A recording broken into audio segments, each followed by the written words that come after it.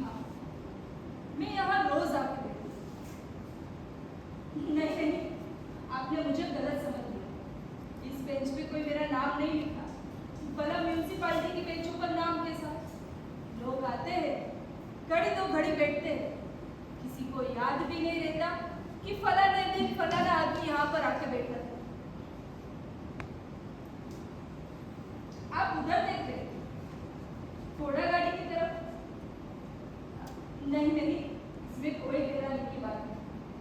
शादी ब्याह के मौकों पर लोग आज भी घोड़ा गाड़ी इस्तेमाल करते हैं।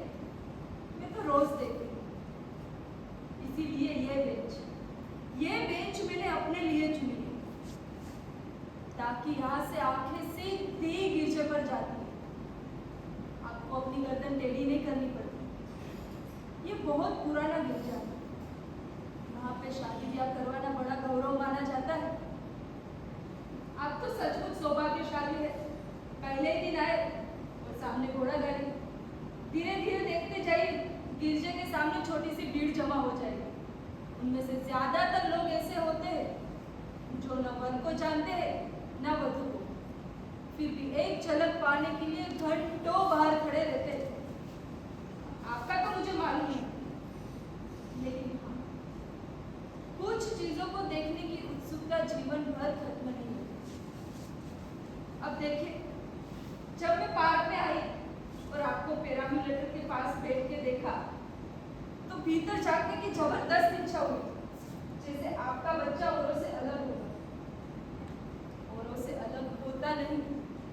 इस उम्र में सारे बच्चे एक जैसे होते हैं, मुंह में जुस्सी दवाई लेते रहते हैं। फिर जब भी कोई पैरामीटर के पास गुजरती हूँ, तो एक बार भीतर झांकने की जबरदस्त इच्छा होती है। अब लीजिए, 2-4 सिपाही भी गिरजे के सामने खड़े हो गए। अगर इसी तरह भीड़ जमा होती गई, तो आने जाने का रास्ता भी रुक जाएगा। आज तो खैर धूप निकली, लेकिन सर्दी के दिनों में भी लोग ठिठुरते हुए यहाँ पर खड़े रहते हैं। मुझे तो कभी कभी ये भ्रम होता है कि जो लोग मेरी शादी पे मौजूद थे, वही आज भी है। वही घोड़ा गाड़ी, वही इधर उधर घूमते हुए सिपाही।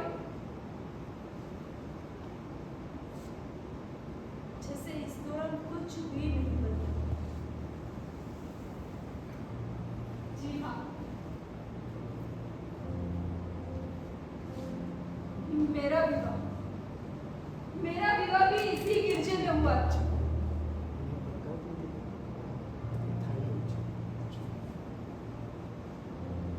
तब मैं पैदल चलकर यहाँ तक आई।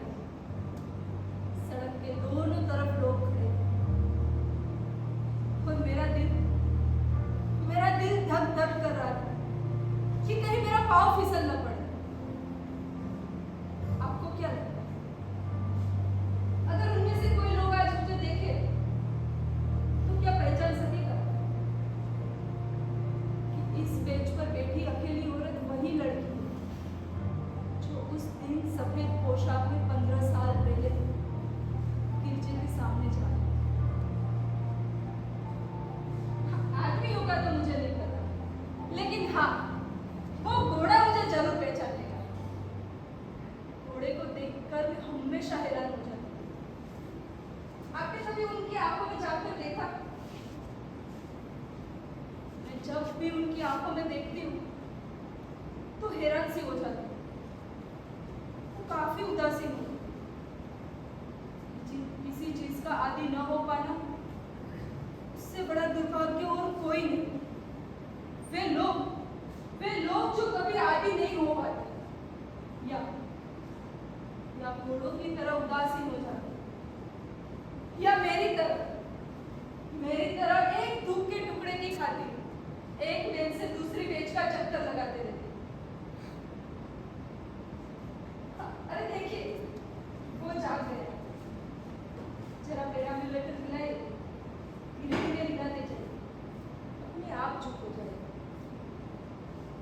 मुंह में चुस्ती दबाए ऐसे लेटा है जैसे छोटा मोटा सिगार ना हो। सिगार के धुएं के साथ साथ कुछ चीज अपने आप खुलने लगती है जो हमारे अंदर अरसे से जमा है, और वो उस बारे में हमें कभी ध्यान ही नहीं जाता। रोजमर्रा की धूप धूप के चक्कर में हमें कभी नजर ही नहीं पड़ता, लेकिन वो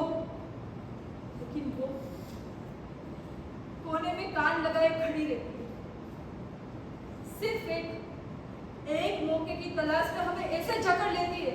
हम कितना ही क्यों ना चीखे चिल्लाए, कितना ही क्यों ना झड़पड़ाए, लेकिन वो हमें छोड़ती नहीं। मेरे साथ भी एक रात ऐसे ही हुआ था। मैं पलंग के पास जाकर बैठी और धीरे धीरे उसके बदन को छूने लगी। पहले उसके बदन को छूते ही मुझे मेरा नाम महसूस होता था, लेकिन अब मेरा नाम कहीं न था। मैं सारी रात उसके सिरहाने बैठी रही, लेकिन मेरे हाथ मुर्दा होते ही पड़े रहे। तब मुझे बहुत भयानक सा लगा। जो मुझे लगा वो मैं किसी और को कह भी नहीं सकती, अपने वकील से भी नहीं, जिसे मैं एक अरसे से जानती हूँ।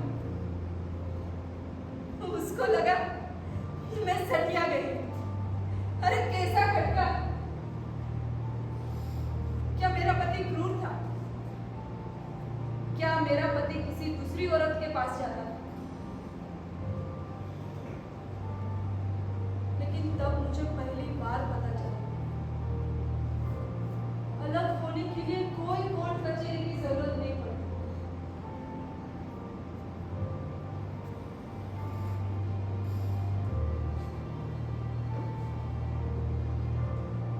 लोग कहते हैं अगर आप अपना दुख किसी इंसान के साथ बांटो ना तो हल्के हो जाते हैं।